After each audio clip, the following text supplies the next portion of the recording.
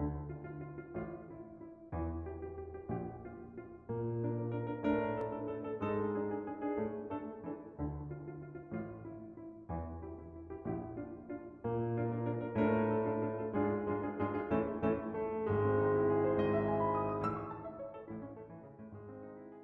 speaker is Mike Addison, who is Head of Global Business Development at Procter & Gamble.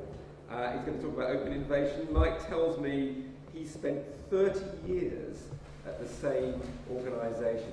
Who could possibly do that? This is the man who joined the BBC in September 1981.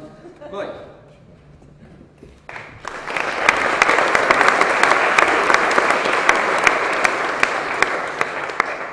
30 years at the same organisation, God, doesn't it make you feel old? But P&G's a lot older. Procter & Gamble is 175 years old next year, and if longevity is a sign of success, as I suspect it is, the question is, why has P&G been so successful? To take Ted's metaphor, how come we've held on to the whip hand for so long? Well, the answer we would give to that is that we've been one of the most innovative companies in the world over that time. But things are changing, and in the last 10 years, P&G has moved away from looking at a world where we believed we could innovate everything ourselves to needing to innovate through other people, and to basically jumping on what we call the open innovation bandwagon. And it's open innovation I'd like to talk about today. Give you basically 15 minutes whistle-stop tour of open innovation. So what I'm going to talk about is what it is, at least what we think of it as in P&G, why more and more large companies are embracing it, and Ted's already covered some of that, what's in it for smaller organisations, why are smaller organisations better placed now, probably than ever before, to take advantage of open innovation, and what's needed to facilitate it and make it work effectively, in my view. All of that in 15 minutes.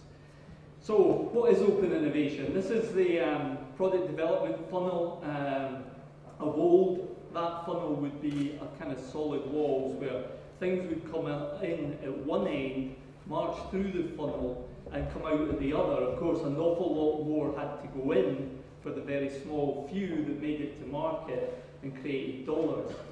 What open innovation is about is saying simply, let's make that funnel porous. So anything the company is working on that we don't think we can get to market and make as effective as we'd hoped, let it go, sell it out, okay, pass it on. In fact, giving it away is better than doing nothing with it.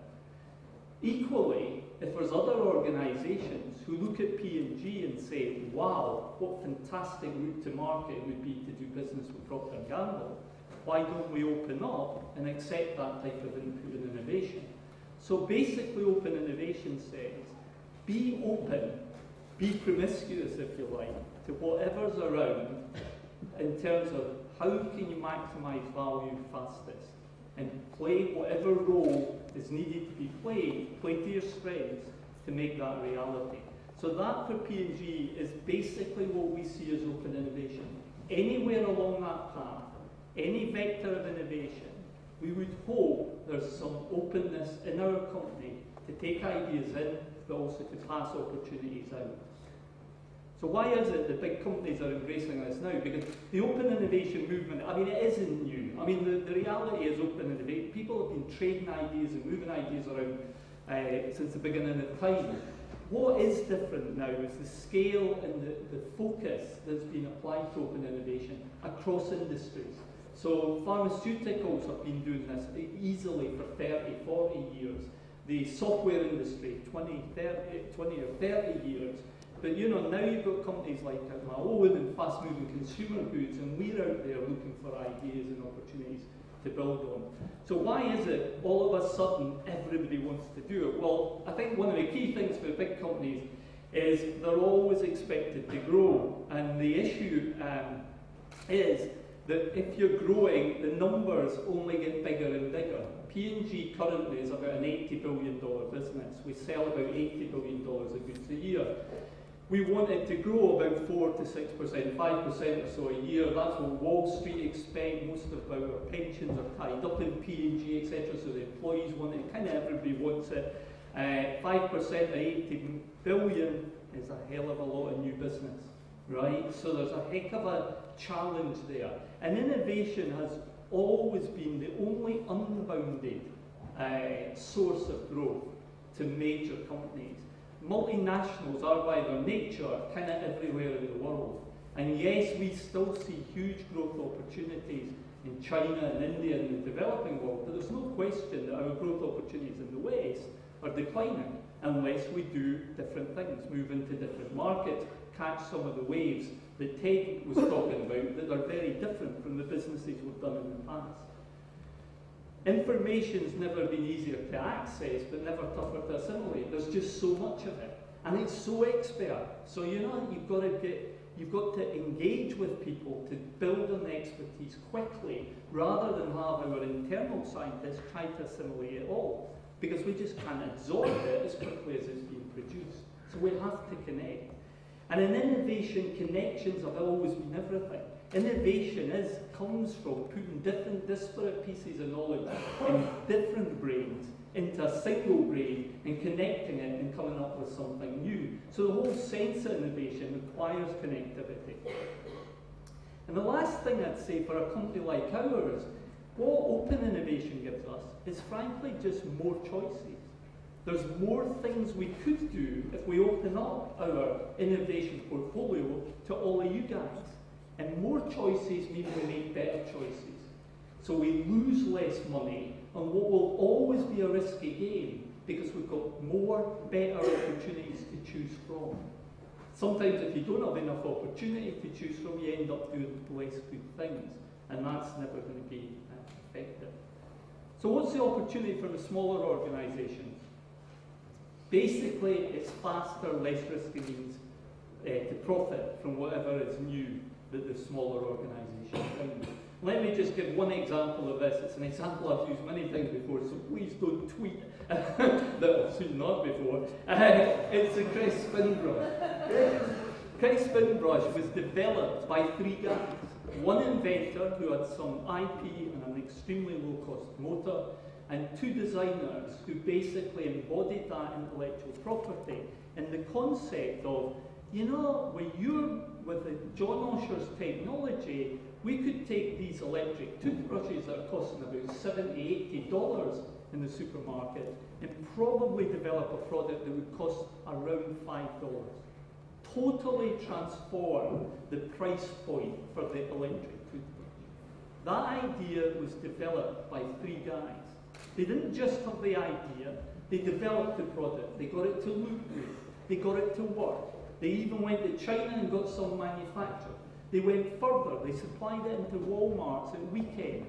Why at weekends? Because they couldn't supply it all over the country, they couldn't supply it all the time, they weren't that sort of organisation. But they said to Walmart, yeah, trial this, I bet you'll do great with it. Of course they did do great with it, and of course they built the belief that this is going to sell like hotcakes if you could get the sort of organisation that somebody like Procter & Gamble is interested. It wasn't quite as easy as it sounds, but that's what they did. They did get us interested. We ended up partnering and indeed buying the product from them. Within 18 months, we were in 35 countries of the world, and Spinbrush was selling over $200 million in sales. What about the 3 guys? Well, they made several tens of millions on the back of this. The 2 designers now have the best design offices I have ever seen anywhere, all built on the back of Spinbrush money. And John Osher, I have no idea where he is, Barbados perhaps. So that's the advantage for small organisations. It's being able to monetize your intellectual property much faster than you may be able to do going alone. And if that's what people want, then we're open for business. So what are the factors that are making more and more small companies available and interested in the proposition? And again, Ted touched on some of this. I mean, the reality, as we've all heard, is, yeah, 30 years ago I wasn't at Cambridge, I was at Edinburgh University, but I would never have thought of starting a business. And none of my pals thought of starting businesses, as far as I'm aware. Now, education is, and by the way, there's only 5% of the world or the UK, in a university when I was there. Now there's about 30 or 40%, and a lot of them are looking at how do I make money quickly, what do I need to do that's different. So there's a lot more education, a lot more entrepreneurs out there doing their own thing. There's also a lot more money to help them. You know, proof of concept funding, seed funds, venture capital funds. I really do believe if you've got a great idea, money is not the issue in the modern world. What's the issue in the modern world are the quality of the ideas and finding the really good ones. With that comes more broadly held intellectual property. Why do I think intellectual property is important? Because in many ways, at least in my business, it's the currency of open innovation. If you don't have some sort of intellectual property, it's very hard to trade. It's very hard to know what you own and what I'm buying. So the intellectual property, at least in my business, remains important. I know in some other more modern businesses that's probably not the case anymore. CAD/CAM technology. So the technology that's enabling innovators is incredible now. You know, it used to take weeks, months, almost years to develop prototypes. Today we can talk with a consumer in our office and have a guy in the back office taking the designs that she's talking about and using technology to build them up, literally build them up from the plastic so they've got a moulded, look-like, three-dimensional model literally within minutes. That technology is enabling innovation in a way that's never been enabled before. And then if you've got something that people really love, getting volumes in reasonable levels can be readily done out of China or the Far East. You don't have to put a ton of money into plant to get materials. And of course, if you can get products, you can sell products. You can sell products, you can see how much money you're going to make, and you can convince doubters like me that you're going to make a fortune if you take it on. Okay? So the only last thing that you need in all of this is ambition. You put all those together, you've got a very vibrant economy for open innovation to operate in. So what are the key challenges of open innovation? I mean, there's a lot, right? But I think these are the big four for me. The first one is the awareness of the opportunities, okay? The world's a hell of a big place, and I've talked about, you know, information's never been easier to access, but assimilating it's really hard. So finding things and being able to attach value to things is actually quite difficult. Because not only do you need to find, do you need to be put in front of the information, you've actually got to understand it. And often a lot of the technology stuff, because it's moving so quick, can be difficult to understand unless the presenter is aware of that difficulty and is reacting to it. Then you're at some stage going to have to value the opportunity. How the hell do you do that? You know, we want to pay the least amount, you want the most amount. How do you get to an equitable position somewhere on that vector? And all of this is going on potentially in an environment where we only really know each other for the last few weeks. We've talked 2 or 3 times on the phone, we might never have even yet met. How does this whole process come together? Answering these challenges would take a lot more than 15 minutes, but let me just share this one slide, because for me, an awareness of the innovation journey, and this could equally be called the value creation journey, is if you know this one slide, if you internalize this, now we've got common language that we can talk. It's incredible how many people I meet with potentially really great ideas, but they have no clue that this is the process by which something gets commercialized. Okay? So at one end, you need to have a need for, I mean, I'm obviously in a consumer-facing business, there has to be a need for the product or the opportunity or the technology you've developed. If you cannot articulate that need, I would stop working and start and go back to make sure you articulate the need, then go back to the work. This is all the front-end innovation, the woolly end, the fuzzy end, that's incredibly difficult to manage if you're in a big company like ours, but is absolutely crucial to the quality of the idea. Everything starts here with that need. Spotting trends in society, trends in technology, that when they cross, it's going to be a huge opportunity. You heard a little bit about it, a little of it going on in this meeting just a few seconds ago, augmented reality. What a technology. Mobile phones, everybody's got them. What's the killer application of augmented reality that everybody needs? The first person to see that and implement it is a millionaire overnight. Today, augmented reality is pregnant with possibilities. Will it be stillborn, the reality, or will it come to fruition in something much bigger? Frankly, depends on all of you and anybody else who's thinking, what's the need? So that's the front end. Moving it forward, you have to build it into a venture proposition. And that's more than the technology, right? This is thinking about, okay, what's the technology for what that I'm going to use to do what? What's the function? And what's the product concept that emerges from that? Where is it going to sell? Who's going to buy it? Who's got the need? What's the market I'm appealing to? And how do I get that product to them? That's the business model. And you don't need to be able to do all of that.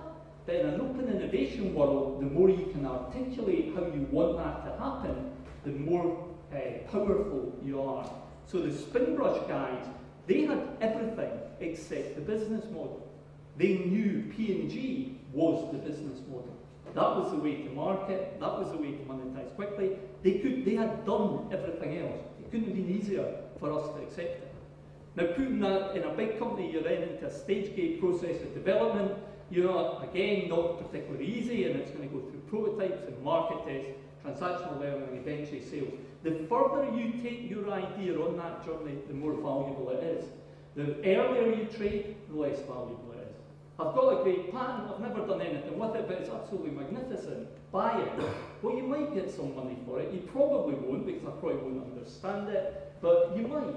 But you won't get much money. Why? Because all of this has to be done before we'll realise any value from it, and there's a huge risk in that, and there's a lot of costs in that. So the more you can move it on that direction, the better place we all are. Last slide. There's two types of modes of engagement I would suggest in open innovation you're interested in. I use the terms reactive and proactive from my position, the big company position. They're swapped for the small company, right? But for the big, if you're a small company, so this is a small company, it's being reactive if it waits on me. And I do things, right? I post P&G post needs on a website for the sorts of innovation we're out there looking for. www.pgconnectdevelop.com, right? And we know what we want, we can express the need, and we drive the process, right? We tell you what we want, your ideas come in, and we've got people ready to evaluate those ideas and assess them quickly, okay? That's where you guys would be reactive, we would be proactive. And the other sense where we're reactive and you're proactive is when we don't know what we don't know, right? How could we? You might have the best idea how to use augmented reality with Pampers. I make Pampers, I have no idea the augmented reality idea. You've got it, come tell me, right? So when you tell me, you're driving the process, and you'll drive that process better if you talk about it in the way I've suggested with the previous slide.